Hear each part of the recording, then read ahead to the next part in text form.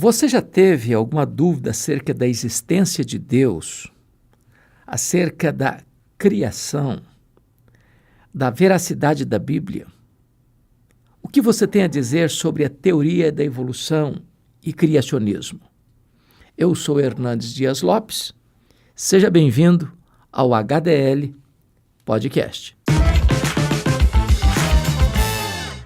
Muito bem, nós estamos começando o nosso podcast HDL Podcast e com a honra de receber hoje um dos mais conceituados cientistas do Brasil, Dr. Marcos Nogueira Eberlin. Que privilégio recebê-lo aqui hoje.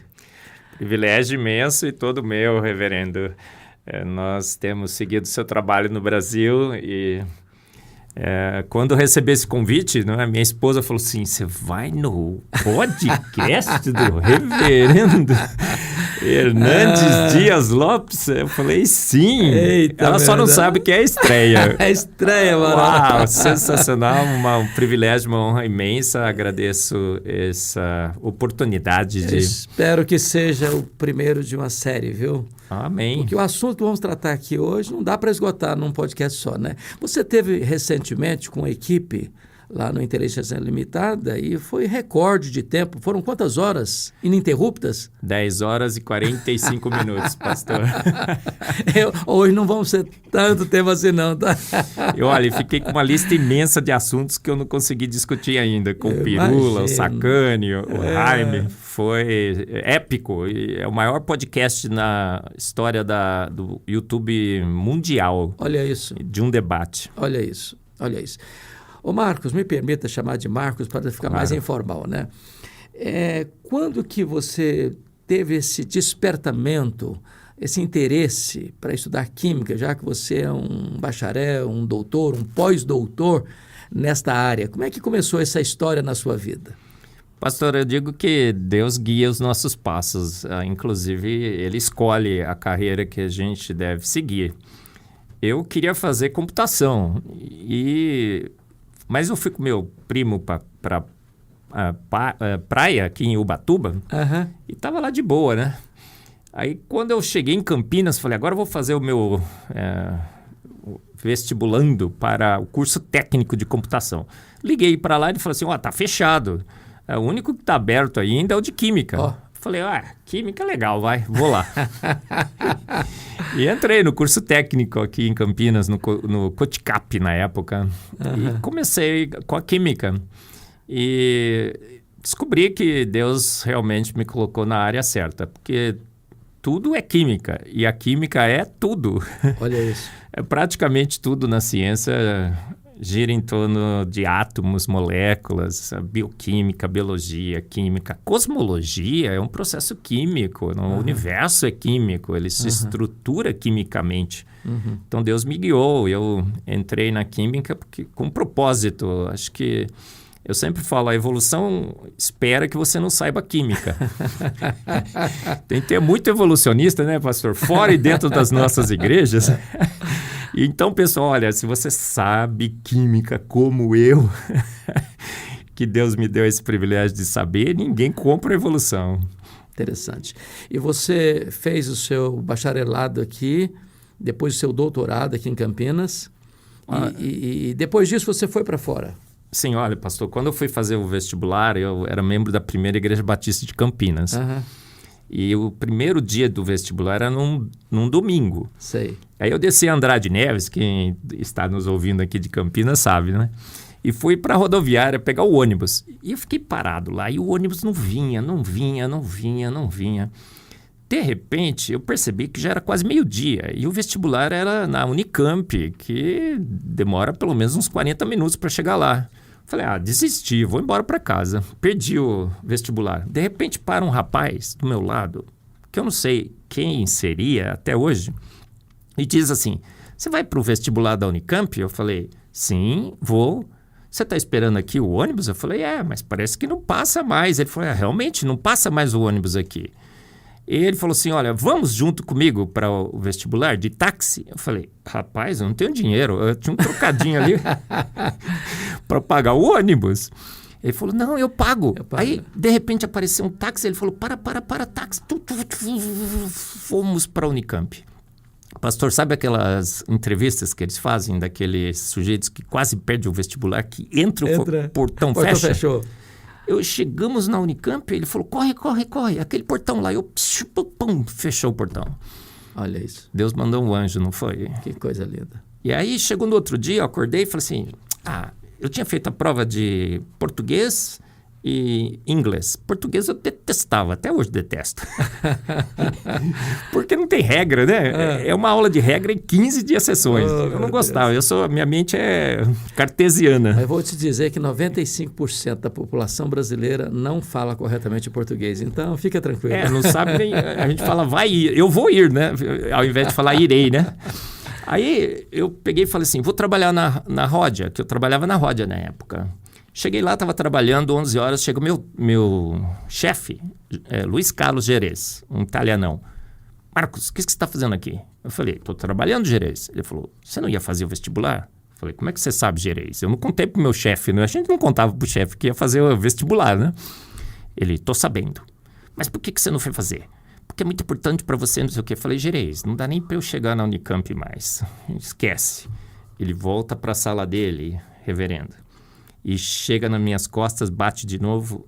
Olha, tá aqui a chave do meu carro. Olha isso. Outro anjo, né, pastor? Aí eu olhei assim, reverendo, ele tinha um Dodge, era um Dodginho, uma coisa mais linda do mundo. Pensa num carro. Era o Jaguar de hoje. Aí eu chego na Unicamp dirigindo o meu Jaguar. Não tinha ninguém tinha carro naquela época. Eu parecia o filho do Elon Musk chegando lá. E entrei em química. Olha como que Deus dirige. Me colocou na melhor área, espectrometria de massas. Eu conto nos meus livros, né, os milagres que Deus fez para que eu me tornasse um químico. Fala em livros, você tem vários livros publicados e muitos artigos publicados nas mais importantes revistas de ciência do Brasil e do mundo. Como é que foi isso, seu gosto também para escrever e compartilhar o seu conhecimento?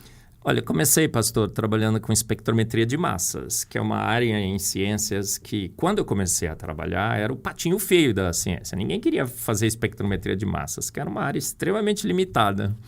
Mas Deus dirigindo de novo. Quando eu começo a trabalhar com espectrometria de massas, passa alguns anos, há uma revolução na área. E um dos grandes cientistas que fez essa revolução ganhou um prêmio Nobel, John Fein. E o patinho feio se transforma num lindo cisne. Olha isso.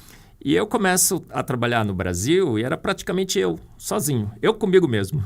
Olha isso. E tive a oportunidade, então, de criar um grande laboratório aqui na Unicamp. Foram 25 anos atuando. Eu tinha lá os melhores equipamentos do mundo. E publiquei, olha, é um milagre. São mais de quase 1.200 artigos. Que isso? Fantástico. Eu acho que só perco por número de livros que o senhor escreveu, pastor. Eu só perco por Hernandes com os livros, né? 1.200, pastor. Isso é um milagre. Fantástico. Olha, eu não conheço nenhum cientista brasileiro que tenha publicado mais que 1.200 artigos. Espetáculo. É Deus guiando, porque eu não faria isso, né? Eu sou pó, e ao pó voltarei. Eu digo que eu sou apenas um rapaz latino-americano. Conhece a música, pastor? Conheço. Sem parentes importantes, sem dinheiro no banco e vindo da zona de transição, porque Campinas, né, deve ter muito campineiro aqui, né? Todo mundo sabe que Campinas não é interior, é zona de transição. Vamos deixar bem estabelecido aqui, né? E você não é torcedor da macaca, hein? Macaca querida. Amor ágape, sem recompensas, né, pastor? Mas um dia você vai ser campeão, pode ficar tranquilo. Mas o meu primo acaba de ganhar um título pela Ponte Preta. Sério? O Marco Antônio Eberlin, né? Que eles falam um pouquinho diferente. Ele ganhou. Foi campeão da 2ª divisão do Campeonato Paulista, né? Já é alguma coisa. Mas, Marcos, eu escutei há pouco tempo uma mãe dizer assim, uma pessoa que eu conheço, olha, meus filhos agora entraram na universidade. Eles cresceram. Eles não acreditam mais nessas histórias da carochinha que a Bíblia ensina, Adão e Eva, dilúvio, né? Como é que é esse negócio de você ser um cientista hoje, graças a Deus, tão reconhecido e ser crente ao mesmo tempo? A Bíblia e a ciência coexistem?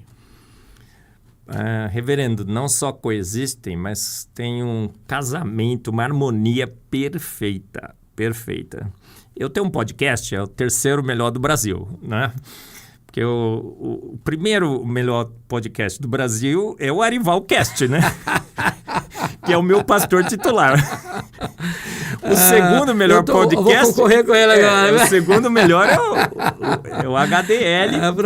E o terceiro é o meu, né? Claro. É a Bíblia e a Ciência. É um podcast em que um cientista ousa anunciar que é a Bíblia que tem autoridade sobre a ciência e não a ciência sobre a Bíblia.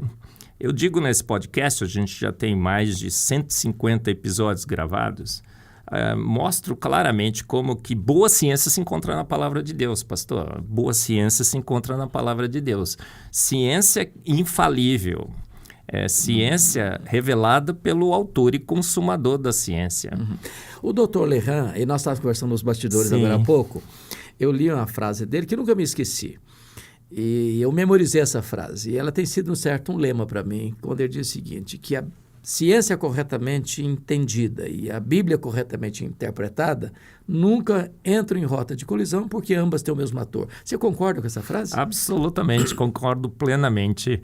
O que a gente vê na palavra de Deus, que ela dá uma descrição absolutamente precisa e exata de como o universo foi formado. A palavra de Deus fala em Salmos 33, 9, porque ele ordenou e imediatamente, quando a gente vai ver a palavra em hebraico, a gente sabe que aquele logo ali não é um logo lentinho, né, pastor?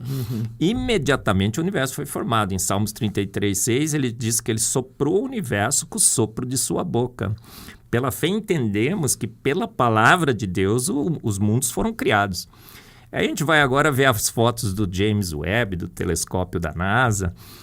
A foto veio com o universo se formando pronto. Ele está prontinho, estruturado, as galáxias estão massivas, todas com as suas formas já definidas, cheias de buracos negros já supermassivos no centro. Todos os elementos da tabela periódica já estão nessas estrelas, nessas galáxias.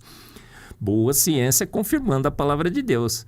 Então eu digo, se você estuda a Bíblia de Gênesis 1, a Apocalipse 22, 21, acertei os capítulos e os... Acho que sim, né, pastor?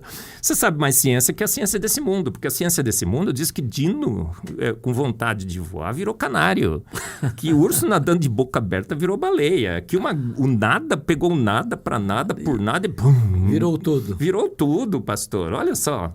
A boa ciência se encontra na palavra de Deus, porque é a ciência revelada pelo autor e consumador da ciência. Quem foi a única testemunha ocular da criação do mundo? Deus. A gente diz, né, que em ciência do passado, os melhores relatos são feitos pelas testemunhas oculares. A testemunha ocular foi Deus que fez. Ele disse, olha, eu fiz pronto. Então...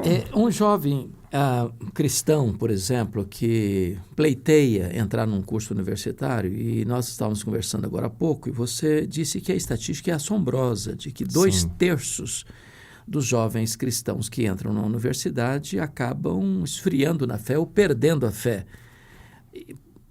Um jovem cristão, ele precisa ter uma espécie de complexo de inferioridade ao entrar numa sala, discutindo os assuntos, escutando um professor evolucionista, ou ele pode, ancorado na Bíblia, ter argumentos suficientes para refutar aquelas teorias que são despejadas em cima dele?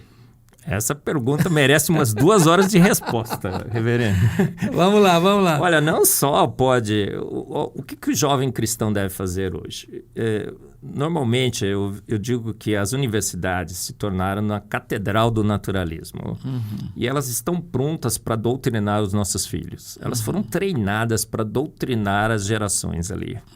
E estão esperando os filhos dos cristãos chegarem lá. E se você já não é cristão, você só vai ser fortalecido o seu ateísmo. Mas se você é cristão, o professor de biologia chega na sala, reverendo, e fala assim, quem ainda aqui ousa crer em Deus, porque a minha missão nesse semestre é desconstruir a sua fé em Deus. Está parecendo o filme Deus Não Está Morto? Exatamente.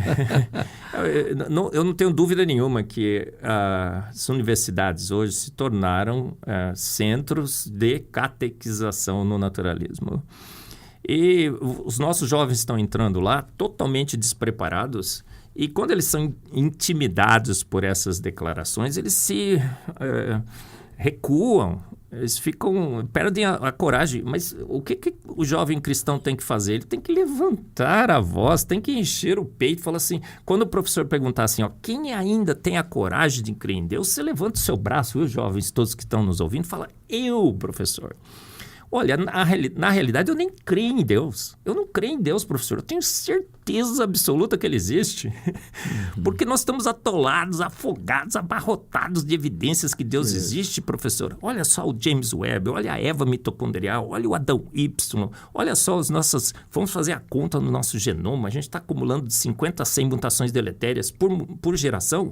Fomos calcular o número de mutações deletérias, professor. Deu 6.000 anos. Como é que o senhor explica isso? Como é que o senhor explica a foto do James Webb com o universo pronto? Então, garotada, você está com a arma na mão. A gente só precisa treinar um pouco melhor os nossos jovens, pastor. Onde você acha que está essa deficiência de não preparar a nossa juventude? Com os pastores, com a liderança da igreja? O que se pode fazer para reparar essa deficiência? Eu acho que sim, as lideranças e os pastores tiveram a impressão de que deveriam nas igrejas ensinar teologia. Igreja é lugar de ensinar teologia, ensinar a palavra de Deus. E isto bastaria, mas não basta mais. Acho que por um tempo até que poderia ser suficiente. Mas hoje nós temos um embate, que é um embate filosófico, teológico e científico. E a Bíblia diz, estais sempre prontos a dar a razão da sua esperança. Exatamente. A fé é o firme fundamento. Então, o jovem tem que estar preparado. Acho que os pastores, os líderes, têm que perceber que jogar os nossos jovens ali sem nenhum preparo... alguém já me disse isso. Você entrega os seus jovens para ser doutrinado por romanos por 6, 7, 8 anos e quer que ele ainda continue judeu. Há uma questão muito complexa hoje, por exemplo, nos seminários, alguns seminários até tomados pelo liberalismo, dizem que Gênesis 1, 2 e 3 é uma metáfora, que não é um registro histórico e que Adão e Eva não existiram. Que resposta você daria a uma colocação dessa? É péssima teologia, com péssima filosofia, com péssima ciência, pastor. Meu sangue ucraniano e russo e alemão, quando o senhor faz essa pergunta, ele entra em ebulição. Eu sou Pedro, eu quero ter uma espada aí para cortar a orelha de quem falou, cortar a língua, né? De quem falou isso, pastor? Olha, Adão. Nós descobrimos o Adão Y, pastor. Descobrimos a Eva mitocondrial. Troque em miúdos, Eva mitocondrial. Olha, a gente tem na célula uma organela que chama mitocôndria. Ok. E dentro dessa organela, como ela é tão importante, ela não poderia esperar a informação vir toda do núcleo. Então, ela tem o seu próprio DNA. Ok. É um software ali, né? E agora, com o genoma humano, porque Deus guia a ciência, Deus é o autor e consumador da ciência, quando ele precisa de novas tecnologias, ele levanta alguém na ciência para descobrir, normalmente são cristãos, porque 90% dos ganhadores de prêmios Nobel são cristãos. Olha isso. Foram isso. É mesmo? Isso é um fato histórico. 67% de cristãos, 22% de judeus, que a gente não pode dizer que são cristãos, mas são crentes em Deus. Tem muito judeu messiânico agora também, né? Claro. Então, mas estão fundamentados no Antigo Testamento. Isso. Aí fomos sequenciar esse DNAzinho, que está só na mitocôndria. Como ele é pequeno e a gente só ganha da mãe, porque quando o espermatozoide vem, esse DNA é da mitocôndria da mãe, o espermatozoide não traz o DNA da mitocôndria do pai, só usa o da mãe, é mais fácil de sequenciar. E fomos sequenciar para milhares e milhares de pessoas na Terra, saíram vários artigos na Nature e na Science, Descobrimos que todos nós viemos da mesma mulher Olha isso. que habitou a Terra há 6.000 anos. E qual a região da Terra, pastor? Nordeste da África. Viu alguma semelhança com a palavra de Deus? Absurdamente sensacional, 100%. Por que chamaram de Eva mitocondrial? Porque não tinha outro nome para dar. Bateu com... A analogia é tão evidente. Fizeram a mesma coisa com o cromossomo Y, no núcleo, que a gente só ganha do pai. Descobrimos que todos nós viemos do mesmo homem que habitou a Terra há 6.000 anos no Nordeste da África. Por isso que eu digo que a Bíblia está sendo absurdamente confirmada pela ciência moderna. Quando um darwinista disse que nós viemos, por exemplo, dos símios, porque há muita semelhança lá do DNA do macaco com o homem, algumas pessoas ainda sustentam essa chamada teoria. Que resposta você daria para uma pessoa dessa? Assiste meu podcast. Chimpa teu mano. Pastor, eu acabei de... Estava em Portugal, em Porto, aí eu tinha que preparar uma palestra lá e eu fiz um upgrade dessa palestra. Você pode encontrar no meu canal no YouTube. Foi sensacional ver como Portugal está voltando a Cristo. É verdade. Muitas igrejas. É verdade, muitas igrejas. Eu estive lá este ano e já visto isso.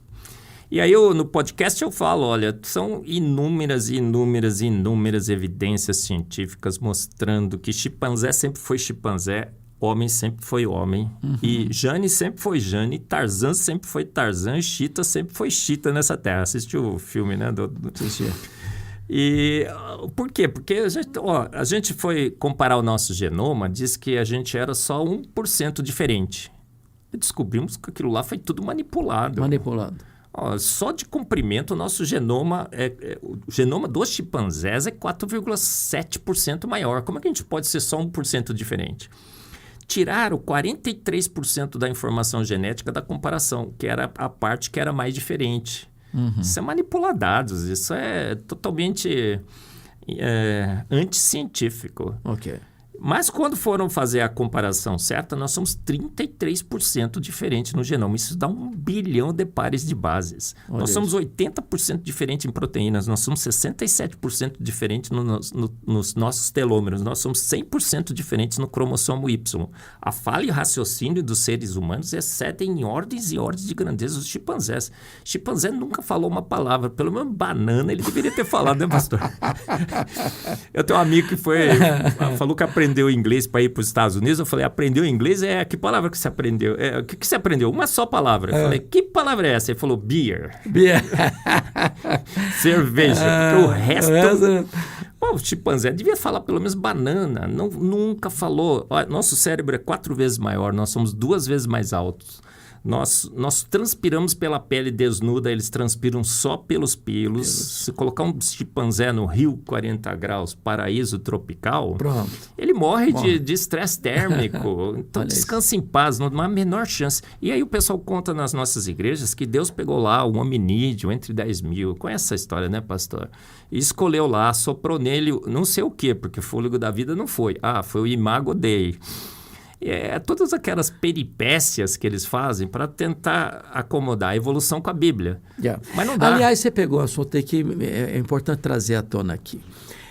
Francis Collins, o pai do Projeto Senoma, no seu livro Linguagem de Deus, tentando fazer uma espécie de casamento entre Cristo e Darwin, diz que não, na verdade, Deus criou o universo, mas foi pelo processo da evolução. E essa teoria...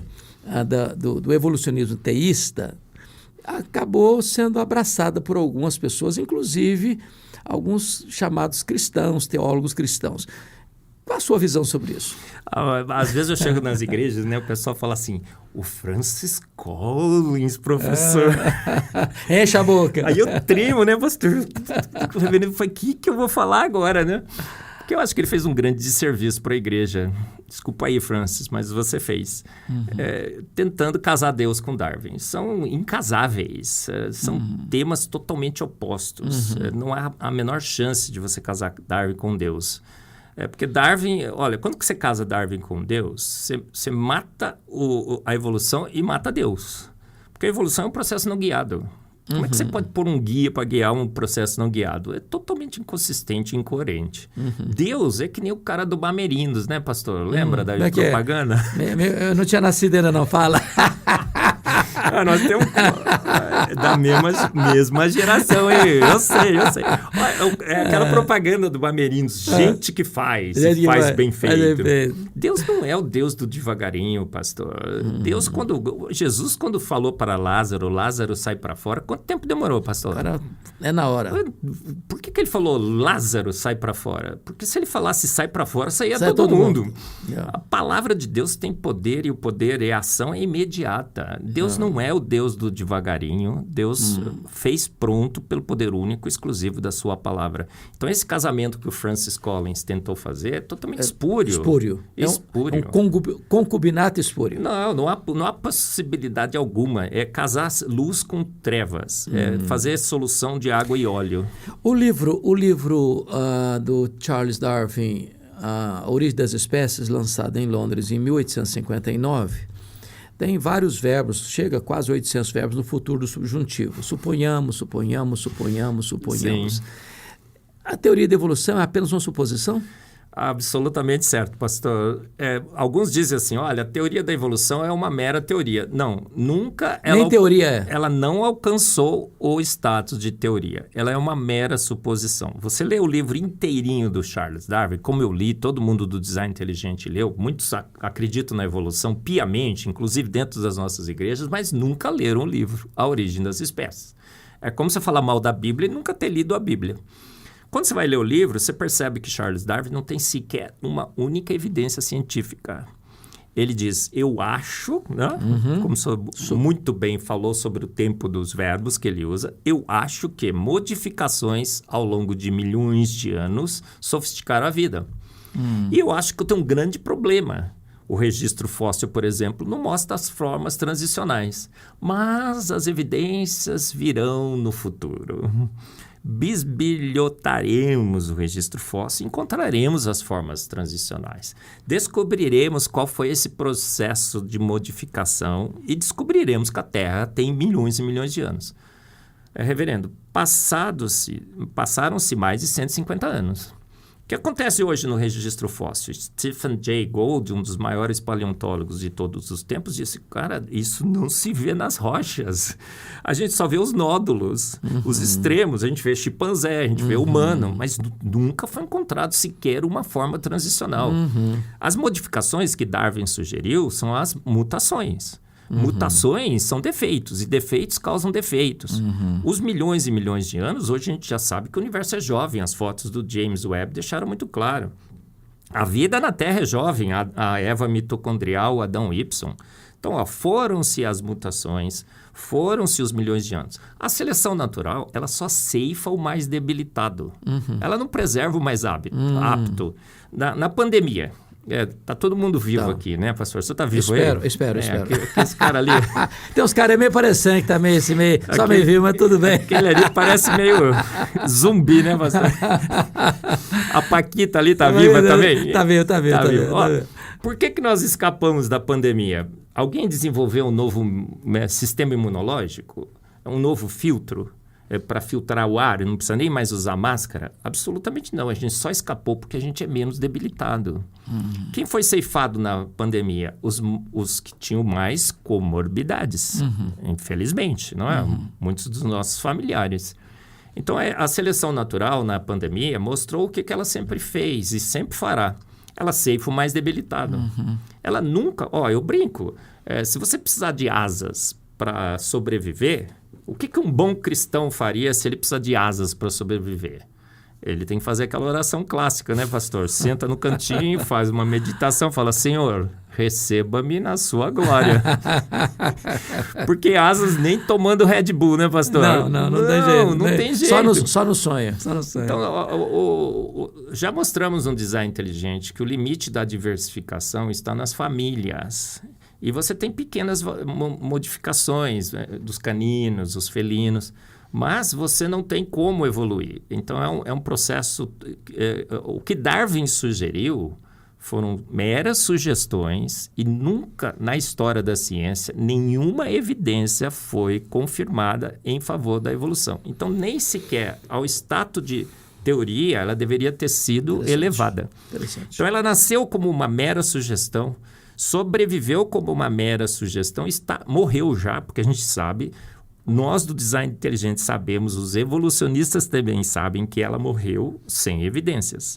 E eles estão tentando procurar outro modelo, mas está difícil, hein, pastor? Está difícil, hein? Muito. Ô Marcos,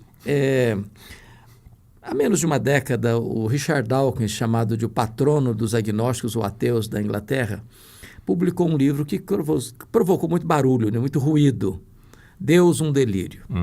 E eu escutei de algumas pessoas mais assim audaciosas, agora pronto, agora Deus está banido mesmo, agora a Bíblia vai para a vala do esquecimento.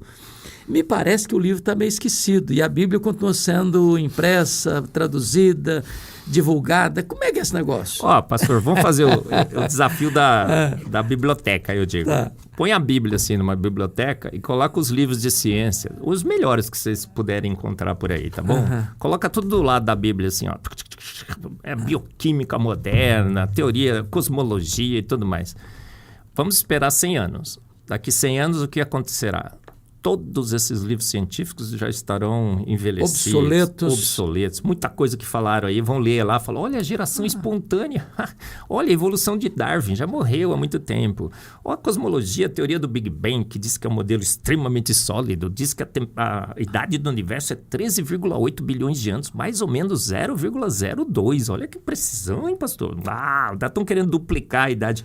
E a Bíblia continuará firme e forte, estabelecendo a boa ciência da palavra de Deus. Então, o Dawkins escreveu o delírio, quem teve foi Dawkins. Qual foi o autor, o cientista que refutou? Linux. Yeah. Sensacional. Eu tive um debate com ele na Universidade Presbiteriana. Que legal. Ele esteve aí, né? O Augusto Nicodemos organizou os simpósios Darwinismo hoje. Eu estive lado a lado com John Lennox, defendendo o design inteligente. Que legal. Aí você vai ler o livro do Dawkins, o Deus, um delírio. Ele disse assim, se você não quiser ler o livro inteiro, leia só esse capítulo. Se não quiser ler o capítulo, leia só essa página. Se não quiser, ele fala isso. Se não quiser ler essa página, leia só esse parágrafo, que é o central do meu livro. Pastor, qual é a pergunta que o Dawkins faz, que ele acha que ele desbancou Deus? Desbancou Deus. Quem criou Deus? O senhor sabe muito bem, né, como bom conhecedor de filosofia, de lógica e tudo mais, que essa pergunta não se faz. Porque quando você pergunta quem criou Deus, você torna Deus um ser criado. Ser finito. E Deus, por definição, ele não pode ser criado, né? Senão ele não é Deus. Deus é a primeira causa não causada. A filosofia já contou tudo isso. A gente tem uma sequência de causas e efeitos e necessariamente nós temos que encontrar a primeira causa não causada. É Deus. Há uma frase nessa questão aí que é muito assim, interessante. Eu já repeti algumas vezes em sermões. É preciso ter mais fé para ser um ateu do que para ser um crente. Você, como cientista, concorda com essa frase? Não, discordo. Discorda? Sabe por quê? Explica para nós. Porque a fé que eles têm não é o tipo de fé que eu tenho, pastor. Nem a sua, nem de todos nós aqui. Porque nós temos uma fé plenamente racional. A Bíblia diz, estáis sempre prontos a dar razão da vossa esperança. E a fé, lá em Hebreus 11, é convicção e certeza. Certeza das coisas que se esperam. Por que eu tenho convicção de que Jesus vai voltar? Porque ele esteve entre nós, ele deu provas de que ele era Deus. Ele ressuscitou a Lázaro, ele deu vida aos mortos, ele curou os cegos de nascença, ele andou sobre as águas. Então, é nessa confiança que eu tenho num Deus que esteve entre nós e mostrou que ele era Deus, que eu posso ter certeza dos eventos futuros. Agora, o ateu quer que o nada, pegou o nada. E o que ele queria fazer com aquele nada? Nada, né? Mas ele pegou o nada para nada, por nada e bum, criou tudo. Que o urso nadando de boca aberta virou baleia. Darwin escreveu isso no seu livro. que processos naturais não guiados, sem intenção de fazer, fizeram um universo todo estruturado, finamente ajustado, 26 constantes universais. Fez uma vida baseada no melhor de todos os códigos, o código genético, totalmente arbitrário, CTA igual a valina. Um ser com livre arbítrio, porque Deus tem livre arbítrio, né, pastor? Yes. Ufa! Aliás, Deus... Ufa! Deus ele é soberano e ele faz todas as coisas conforme o conselho da sua vontade. Amém, amém. Então a gente não precisa entrar nessa treta aí, não, né? Não. Ele, com livre arbítrio, foi lá e fez. CTA igual a valina. Não tem forças naturais que linkam aquelas 3 bases ao aminoácido valina. Então não tem como, gente. Então é crer no impossível. A George Wald, um bioquímico que ganhou o prêmio Nobel, disse assim, olha, eu sei que a evolução da vida é impossível, mas nós estamos aqui e eu acho que a gente evoluiu. Então eu creio na evolução. Então ele tem uma fé no impossível. A fé dos ateus é uma fé diferente da nossa. Não está embasada em fatos. Não, ela é a fé... Em suposições. É um desejo esperançoso. No caso, teria que definir o que é fé para ele. Não. Sim, então por isso que eu digo que precisa ter mais fé para ser ateu. Não, precisa ter um tipo de fé muito estranha. Excelente. Agora, eu estou vendo que você está usando uma camisa aí internacional, hein? Sim, olha... Fala um pouquinho da questão dos dinossauros. Os dinossauros existiram mesmo? É fantasia ou é verdade? Como é que é esse negócio? Tem crente que acha que dinossauro é de plástico, pastor.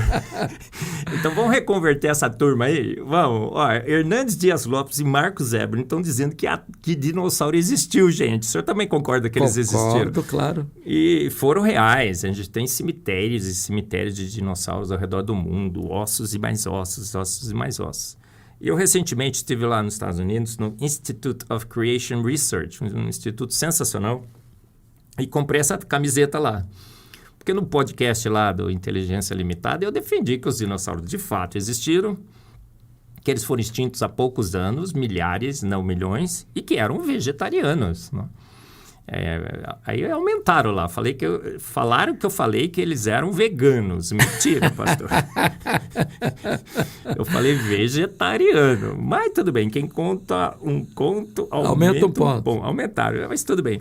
Então, os dinossauros é uma outra grande evidência de que a vida na Terra é extremamente jovem. Ok. Encontraram um dinossauro Encontraram um osso de dinossauro, isso é bem conhecido, a Mary Schweitzer, com tecido mole dentro, células sanguíneas, DNA intacto, colágeno, elástico e plástico. O colágeno é essa proteína que a gente tem na face, né, que evita as rugas e tudo mais. Você vai envelhecendo, ele vai perdendo a elasticidade.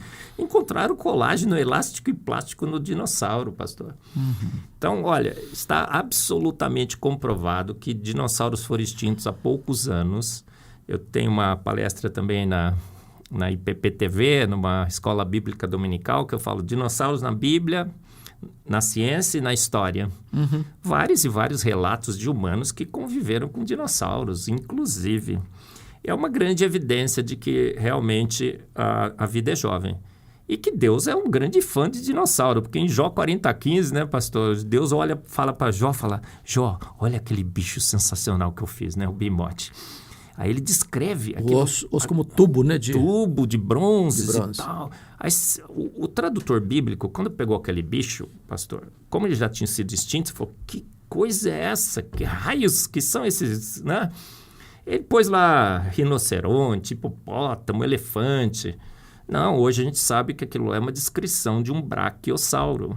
Em Jó 41, Deus gasta um capítulo inteiro da Bíblia descrevendo o Leviatã. Ele fala, olha que bicho maravilhoso.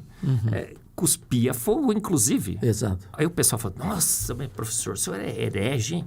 Crê em dinossauro, crê em dragão que cospe fogo. Reverendo, vamos combinar? Para Deus fazer um bicho cuspir fogo é facinho, não é? Ele é todo poderoso, ele é Deus. Você criou o universo. Ele faz um bicho que arrota metano, a vaca. Era só por um sisteminha de ignição ali. Tem vagalume. Esse aqui, né, a capa do meu livro aqui, ó. Depois nós vamos falar dos livros, hein, Ó, gente? é lâmpada de LED, pastor. Se esse bicho já tivesse extinto e tivesse descrito na Bíblia, um bicho com lâmpada de LED, todo mundo fala assim, nossa, professor, que heresia, hein? Lâmpada de LED? Tem peixe que dá choque de 800 volts. Eu já li uma coisa interessante, me ajuda a entender melhor. É que nas camadas abissais dos oceanos, né, que tem 11 mil metros, né, de profundidade, que ali tem fotossíntese, às vezes, em lugares mais abissais, porque existem peixes que, às vezes, navegando por lá, têm fontes de luz, e ali produz o processo da fotossíntese. Tem aquele peixe do Procurando Nemo. Procurando Nemo. O bicho tem uma lanterninha, pastor, em frente dele, assim. E aquela lanterninha também é bioluminescência, uma lâmpada de LED. Olha aí. Ele habita essas profundezas, essas fossas submarinas. E quando ele quer caçar, como é muito escuro, ele precisa ver a presa e precisa atrair a presa. Ele liga aquela lanterninha. Pode, pastor? Chega tudo. É espetacular. E a lanterninha está posicionada em frente aos olhos dele. Eu fico pensando, se Darwin fizesse aquilo lá, numa evolução acidental, a lanterninha nasceria nas costas, no lado. Ele acenderia a lanterninha, seria o efeito click-nhack. Conhece esse efeito, pastor? Sim. Click, o predador nhaque. E os dentes são virados para dentro. Uma obra de arte sensacional. Então, a Jó, né, descreve os dinossauros, descreve um dragão. Dragão tem um monte de culturas todas descrevendo dragões. E a descrição é a mesma. Um animal com características de répteis que cuspia fogo. Qual é a conclusão? Dragões existiram. É o Leviatã de Jó 41. E a Bíblia acaba usando esse animal para representar o próprio diabo lá em Apocalipse 12. Sim, sim. O grande dragão. O grande dragão. Okay. Evelyn, mais uma coisa. Quando você fala em design inteligente, você é uma autoridade no assunto, para a pessoa que às vezes não tem tanta familiaridade com a questão científica, o que é que nós poderíamos trazer de simples, claro, evidente, eloquente para a pessoa entender o chamado DI, Design Inteligente? O que é isso? Usarei uma analogia, pastor. Tá. Quando aquele avião saiu do Rio de Janeiro em direção a Paris, ele no meio do caminho foi subindo, perdeu a estabilidade, pum, caiu. É um acidente que aconteceu alguns anos atrás, tinha um amigo meu, junto com a sua família dentro, perderam a vida e tudo mais. E ficaram tentando investigar por que um avião vai subindo, não para de subir, até perder a sustentação e cair. Havia algumas possibilidades. Olha, foi uma tempestade, congelou lá o sensor, um erro mecânico ou uma ação inconsistente, incoerente, né, imprudente de um dos pilotos. Ou seja, teve um acidente e haviam duas causas possíveis. Uma causa natural, poderia ter sido uma causa natural. Uma natural, uma técnica e uma humana. A técnica seria natural também, ou humana. Alguém com vontade de que aquele avião caísse, pode ser que ele foi lá e derrubou. Pode ter sido um terrorista também. Então, duas possibilidades. Para todo efeito nessa Terra, nós só temos duas possibilidades. Ou é uma causa natural, ou é uma causa inteligente. E isso que a ciência tem que fazer. A vida existe. O universo existe. Ou foi uma causa natural, ou foi uma ação inteligente. Como no avião, quando a gente procurou. Foram investigar direitinho e perceberam o quê? Que tinha congelado lá o sensor. E o pessoal achava que estava caindo e, na realidade, estava subindo. Então, foi uma causa natural, um congelamento do sensor. A mesma coisa a gente faz para a vida no design inteligente. A gente fala, temos a vida aqui. Qual é a causa? Será que foram processos naturais ou foi uma ação inteligente? O design inteligente diz o seguinte, olhando todas as evidências, a gente percebe claramente que a vida, o universo e a Terra não são produtos de causas naturais. Uma ação inteligente fez o universo, fez a vida, fez a Terra e os fez prontos. E temos evidências na ciência para optarmos por essa causa inteligente. E aí surge a teoria do design inteligente. A teoria do design inteligente diz o quê? Que entre as duas causas possíveis para a origem do universo, da Terra e da vida, ao avaliar as evidências científicas, a gente percebeu que processos naturais não teriam poder de ter causado a vida e que uma ação inteligente tem sinais claríssimos dessa ação inteligente. Então, a teoria chama design inteligente, porque design não tem como traduzir para o português, né? É muito difícil. É o arranjo proposital e intencional de partes. Então, quando alguém quis fazer a vida, foi lá e colocou todas as partes, os ribossomos, as proteínas, a pele, os órgãos, e criou a vida pronta. E o nosso corpo é uma evidência clara disso, né? Absurdamente, Absurdamente, né, pastor? né? Nós somos o... Você já imaginou se o nariz fosse voltar para cima, a gente morreria afogado na chuva, né? Design inteligente. Design inteligente. Alguém... Suas pálpebras, seus cílios... E antevidente. A sua boca no lugar certo. Já pensou se tivesse nos pés? Olha, veja bem, isso é antevidente também. Ele previu um problema futuro. Ele falou assim, não é só respirar. Porque respirar, qualquer furinho daria certo, né? Mas ele fez um nariz que...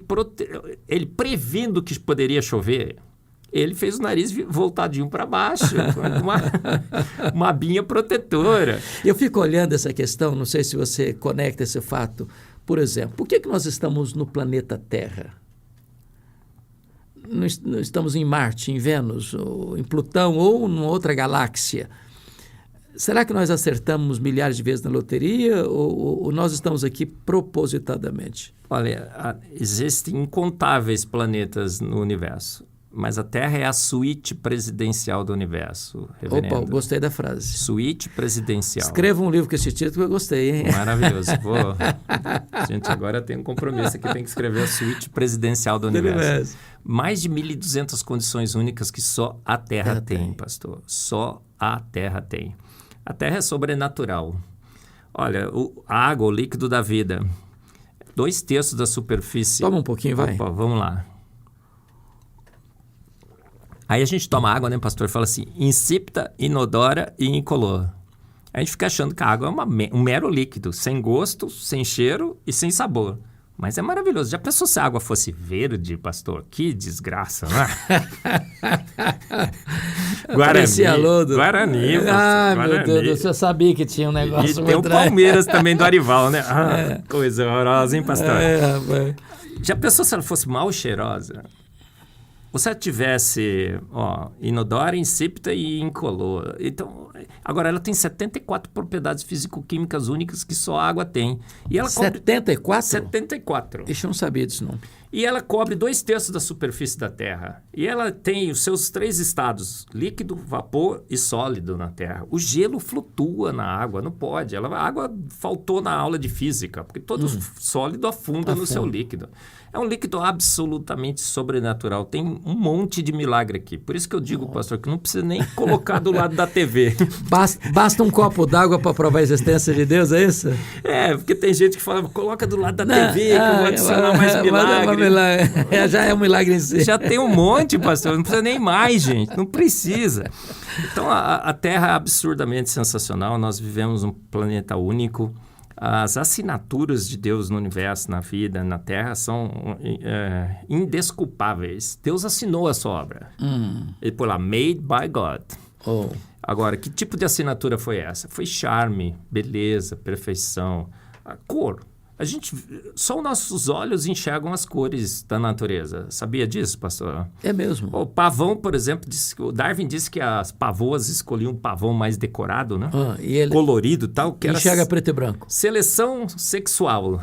Foram perguntar para as pavoas, o que elas escolhiam no pavão. Qual foi a resposta? Será que as mulheres aqui, se entrar um garoto aqui todo apavoado, colorido, decorado, não é isso que as mulheres escolhem nos homens. A resposta foi acoustic sign, pastor. Que em bom português é boa cantada. Por isso que eu digo que tem tanto homem feio casado com mulher bonita. Aqueles dois são casados ali? Não, deixa eu ver. Não, é melhor você não entrar nessa área. Eles querem que você saia vivo daqui. Ah, maravilha.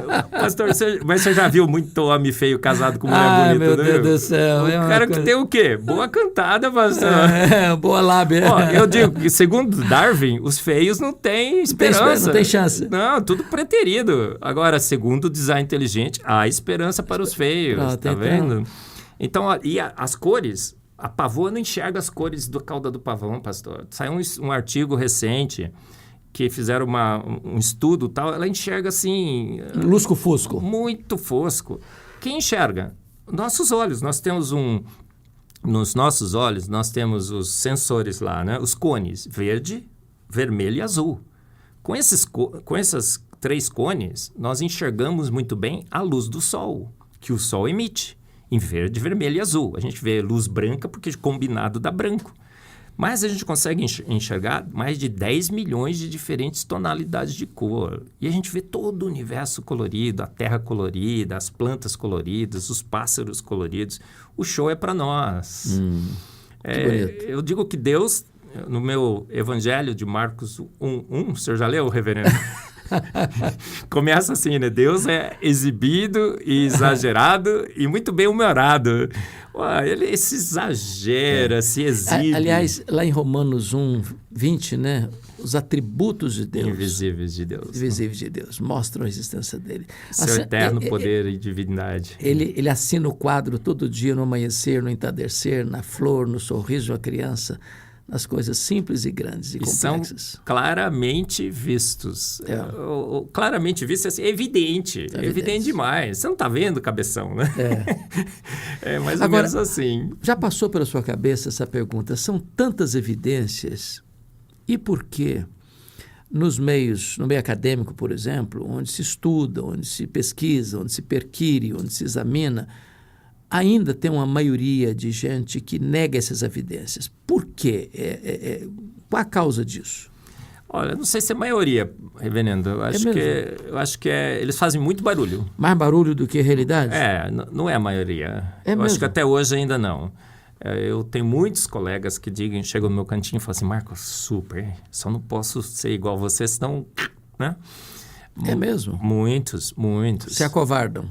Mas eu não sei exatamente quanto é. Eu acho que a gente diz que quando o design inteligente se tornar a teoria, o novo paradigma sobre as nossas origens, e isso está prestes a acontecer, um monte de acadêmico vai falar assim, nossa, mas eu também defendi o design inteligente. Era evidente que era por design inteligente.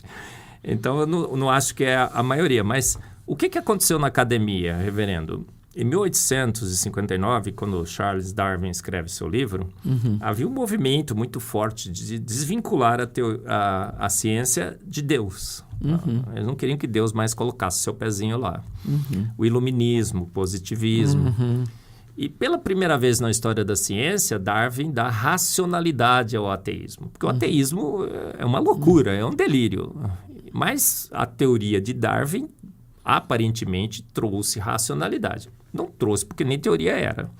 Era uma mera suposição. Mas eles falaram, não, agora a gente tem alguma coisa racional. Para pegar.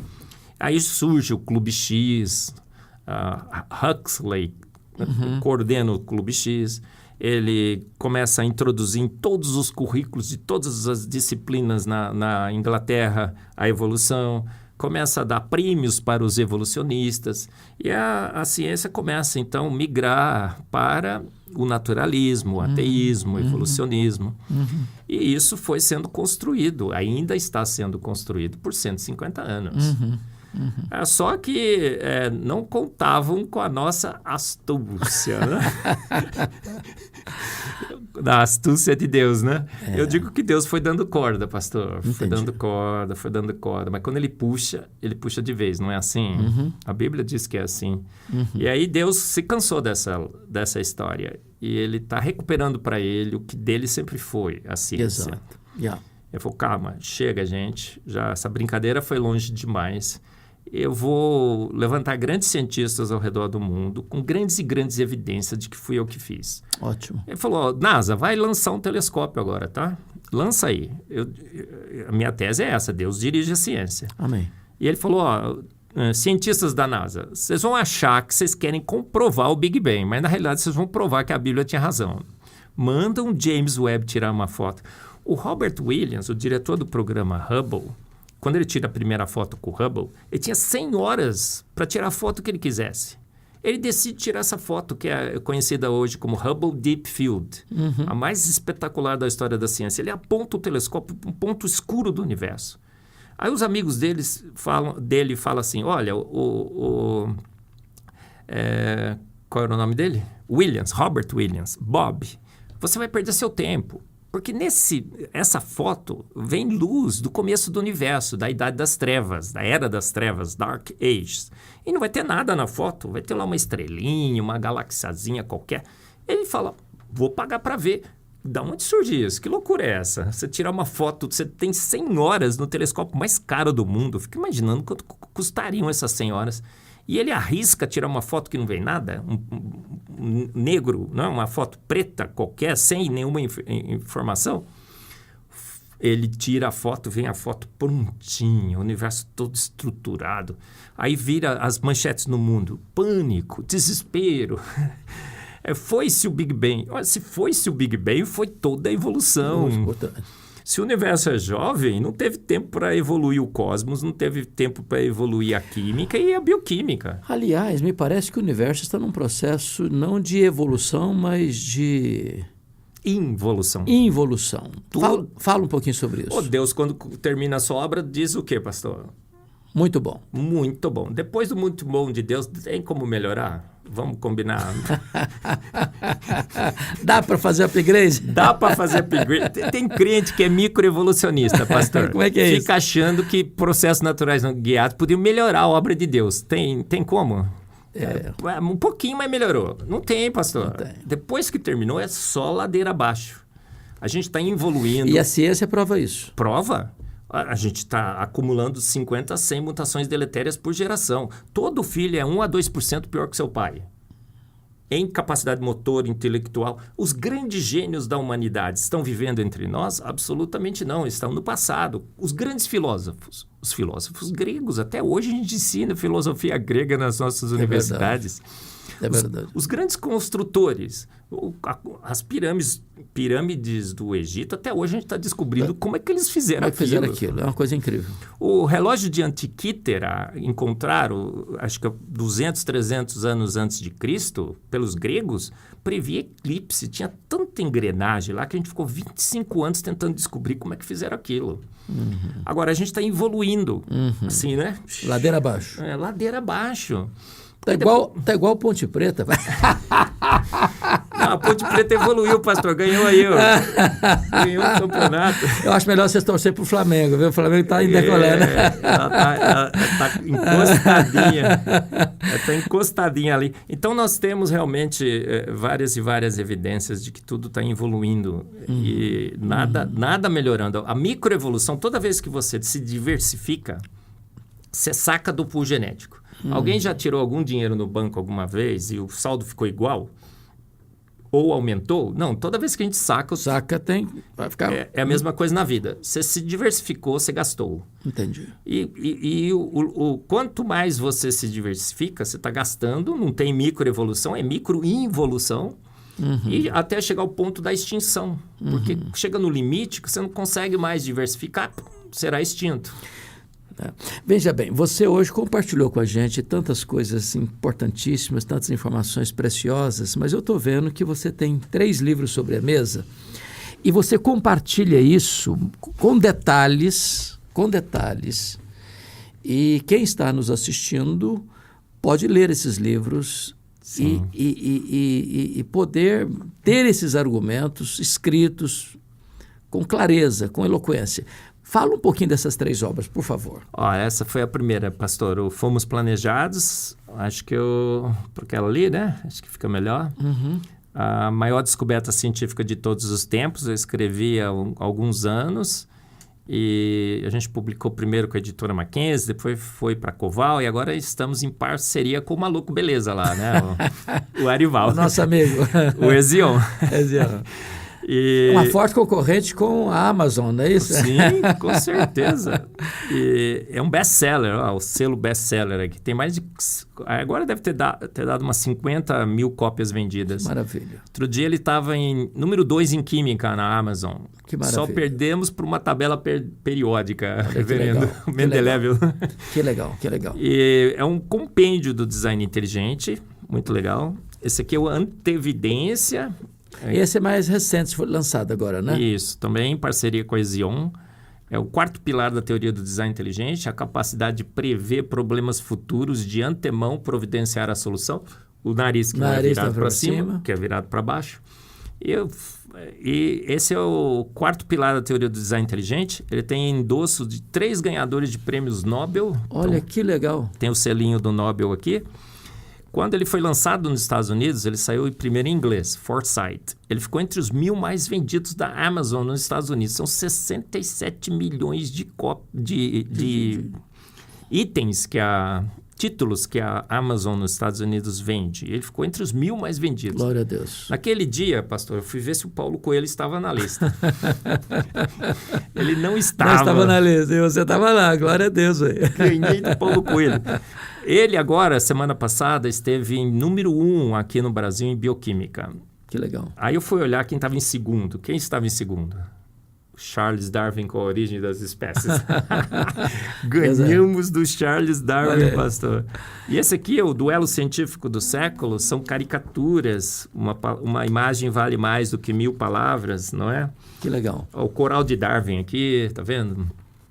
No coral você pode cantar a música que você quiser, desde que seja em louvor a Darwin. E foi preparado mais para os nossos jovens, adolescentes, preparando para esse embate nas universidades. Olha, eu quero registrar aqui a minha gratidão profunda. Nós estamos aqui nos estúdios de Luz para o Caminho, LPC, e o Marcos está abrindo o nosso podcast, HDL Podcast. Estamos aqui com uma equipe grande da LPC, acompanhando a gente, e eu quero fazer esse registro de gratidão a Deus pela nossa equipe LPC e pela sua presença aqui conosco. A sua presença nos honra muito. Temos a alegria de ter você lá na Igreja Presbiteriana de Pinheiros. Eu já ouvi você algumas vezes lá e me enriquece muito o seu conhecimento e a sua fidelidade não só à ciência, mas entendendo que a ciência e a Bíblia caminham juntas. E eu gostaria agora de dar a oportunidade a você de dar suas palavras finais, aquilo que você acha que é relevante reafirmar aqui, pontuar aqui para nós. Pastor, reverendo, amigo Hernandes Dias Lopes, o privilégio e honra são todos meus, né? Privilégio imenso de estar aqui inaugurando o HDL, o segundo melhor do Brasil, né, pastor? Porque só perde para o Arival Cast. Mas não posso concorrer com ele. Nem eu posso nem falar, devo. Senão aquele maluco beleza me expulsa. Outro dia eu fui falar um negócio que não tem estrela verde porque o Palmeiras não tem mundial. Ele falou assim, Marcos, última vez que você fala aqui na minha igreja. Mas um privilégio imenso, uma honra imensa. Espero que Deus use esse seu podcast, reverendo, como Deus o tem usado. Amém. Amém. Como uma referência no Brasil. Obrigado. A voz que proclama a verdade. Amém. E todo lugar que a gente vai, fala, você é da igreja do Arival? Eu falo assim, mas você é da igreja do Hernandes Dias Lopes? Eu falo, sim, olha que privilégio. Obrigado. Acho que Deus tem te dado esse dom, né, reverendo, de falar com toda essa propriedade que você fala. E eu assisti vários dos seus cultos e eu fico tentando... qual é o segredo da oratória desse homem, né? Ai, meu Deus. E eu fico copiando algumas coisas, viu, reverendo? Obrigado. E coisas, assim, a gente vê que é por Deus, né? Que Amém. Deus nos capacita. Somos pó, mas Deus nos capacita. E que Deus use esse podcast para propagar ainda mais a verdade. Amém. E Amém. que a gente possa chegar na glória, né? E olhar para trás e falar, puxa vida, Deus nos usou nesse ministério. Amém. Então, que Deus o use ainda mais aqui nesse podcast, que é uma ferramenta sensacional, descontraída de transmitirmos a verdade. E a verdade está na palavra de Deus, reverendo. Ela é literal, ela é toda fato, ela é consistente, coerente. Ela é totalmente compatível, ela bate 100% com a boa ciência. Então, que a gente possa também remover esses compromissos que fizemos com ciência de homens, voltarmos à palavra de Deus, entendemos que ela é necessária, suficiente, que ela é clara, que ela é autoridade final, que ela é inerrante, a palavra de Deus, e que essa boa ciência, a ciência do design inteligente, seja cada vez mais utilizada para corroborar essa grande verdade, que boa ciência se encontra na palavra de Deus. Amém. E às vezes a gente encontra evidências que corroboram ainda mais essa nossa percepção.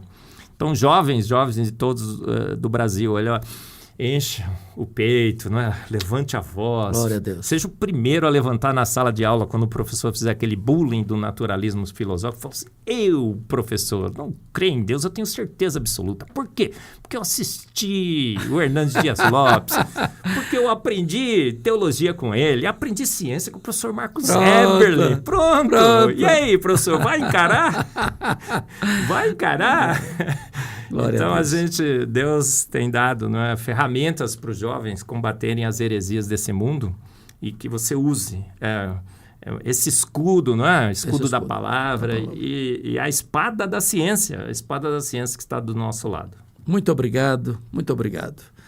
Você é uma bênção na nossa vida, Marcos, e que Deus continue te usando nesta área tão importante da docência, como um cientista, como um professor, como um mestre, como um doutor, um pós-doutor nesta área da química, e que o conhecimento que Deus tem lhe dado e que você tem buscado e você tem escrito e transmitido com tanta excelência seja uma ferramenta muito poderosa nas mãos de Deus para trazer luz nessa geração de trevas. Nossa gratidão a você, e esse é o primeiro de uma série que virá. E nós somos muito gratos a Deus pela oportunidade de estar aqui com o Dr. Marcos, tratando de assuntos tão relevantes que tem tudo a ver com a sua, com a minha, com a nossa vida. Um grande abraço e até o nosso próximo encontro, se Deus quiser.